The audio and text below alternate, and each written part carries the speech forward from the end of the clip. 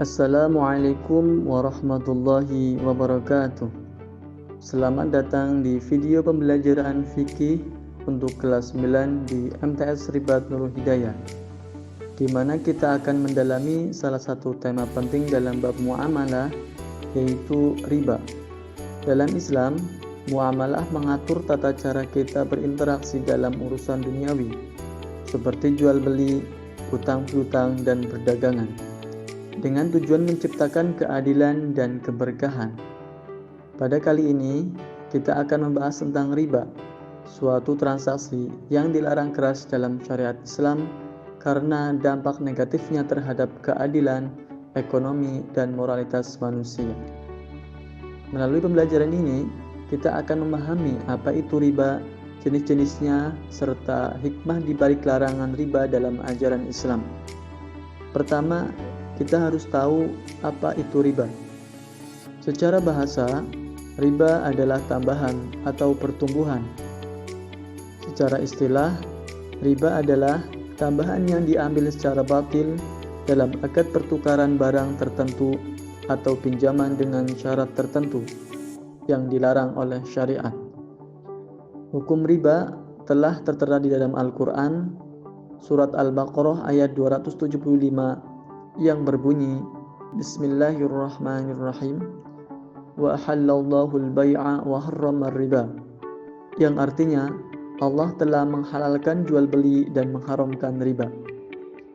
Dalam hadis, Rasulullah mengatakan, la'ana Rasulullah sallallahu alaihi wasallam akilar riba wa mukilahu wa katibahu wa syahidaihi wa qala hum sawa'un, yang artinya Rasulullah SAW melaknat pemakan riba, pemberi riba, penulisnya, dan saksinya. Dan beliau bersabda, mereka semua sama dalam dosa. Jenis-jenis riba. Riba terbagi menjadi dua, ada riba fadl dan juga riba nasi'ah. Riba fadl yaitu riba yang terjadi karena pertukaran barang sejenis dengan kadar atau takaran yang berbeda tanpa adanya kompensasi. Adapun riba nasi'ah yaitu tambahan yang diambil karena penundaan waktu pembayaran dalam transaksi atau pinjaman. Syarat-syarat pertukaran barang ribawi. Barangnya harus sejenis, takaran atau jumlah harus sama, transaksi harus dilakukan tunai tanpa penundaan. Jika salah satu syarat ini dilanggar, maka transaksi tersebut mengandung riba. Kemudian apa sih dampak dan hikmah larangan riba? Dampak negatif riba yaitu kerusakan ekonomi. Riba menciptakan kesenjangan antara yang kaya dan miskin. Kehancuran moral, menguatkan sifat serakah dan ketidakpedulian terhadap sesama, dan hilangnya keberkahan. Harta yang diperoleh dari riba tidak membawa kebaikan. Hikmah larangan riba: menjaga keadilan dalam transaksi, membantu terciptanya ekonomi yang seimbang, dan melatih sifat saling tolong-menolong, terutama dalam pinjaman atau hutang. Di sini kami akan mencontohkan kasus praktis riba fadl. Dalam kasus riba ini, riba fadl terjadi karena adanya tambahan pada pertukaran barang sejenis. Berikut adalah penjelasan detailnya. Konteks si transaksi. Seorang pedagang memiliki 10 gram emas yang ingin ditukar dengan emas orang lain.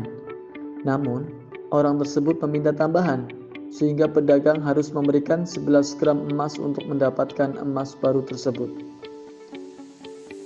Apa kaitannya dalam hukum Islam? Dalam syariat, emas adalah salah satu barang ribawi, yaitu barang yang pengaturannya dalam pertukaran diatur ketat oleh hukum Islam. Jika barang ribawi yang sejenis seperti emas dengan emas dipertukarkan, syaratnya adalah takaran atau berat harus sama, dan pertukaran harus dilakukan secara langsung atau tunai. Kesalahan dalam kasus ini, ketika pedagang memberikan 10 gram emas dan menerima 11 gram emas, telah terjadi ketidaksamaan dalam jumlah. Hal ini menyebabkan adanya tambahan yang dianggap sebagai riba fadl, yaitu riba karena kelebihan dalam pertukaran barang yang sejenis. Mengapa? Tambahan 1 gram emas tidak memiliki alasan syar'i yang sah, sehingga termasuk dalam riba.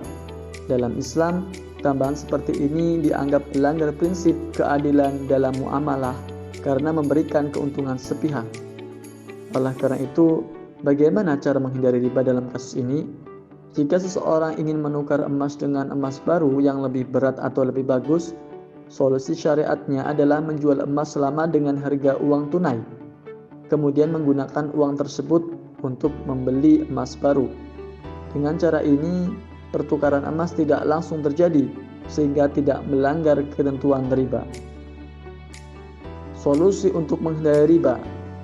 Kesimpulan dalam pembahasan ini, yaitu riba adalah tambahan yang diambil secara tidak sah dalam transaksi tertentu, baik melalui pertukaran barang sejenis dengan takaran berbeda atau riba fadl, maupun melalui tambahan akibat penundaan pembayaran atau riba nasi'ah, dan diharamkan dalam Islam berdasarkan Al-Quran, hadis, dan ijma' ulama.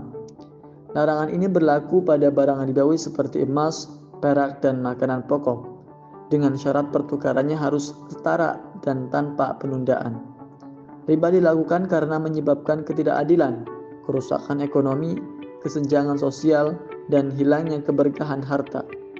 Islam menawarkan solusi berupa transaksi sesuai syariat, seperti qard atau pinjaman tanpa bunga, mudharabah bagi hasil, dan syirkah kemitraan, serta mendorong pengembangan ekonomi syariat untuk menciptakan keadilan, keberkahan, dan keseimbangan dalam kehidupan bermasyarakat.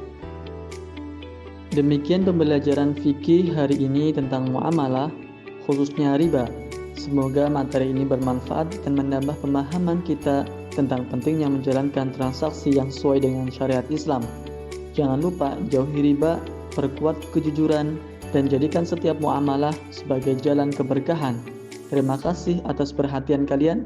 Sampai jumpa di pembelajaran berikutnya. Wassalamualaikum warahmatullahi wabarakatuh.